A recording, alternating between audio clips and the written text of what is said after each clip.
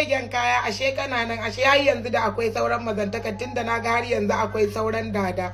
To dai kudin bodi baya tara arziki baya arziki da a ce kudin bodi yana arziki billahi lazi da yanzu Sadiya Gato ita ce first lady a din Najeriya ta fi kowace mace rike kudi.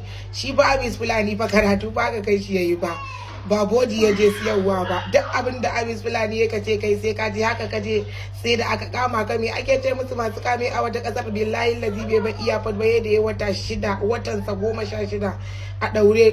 Ke kuma waccan a shawon mai zaizayayyen ido wacce giyan nan duk ta fito mata da ido za ku ganta in tana magana idan ta haka duk jijiyoyi sun yi jajir. Allah maza suna bani kunya.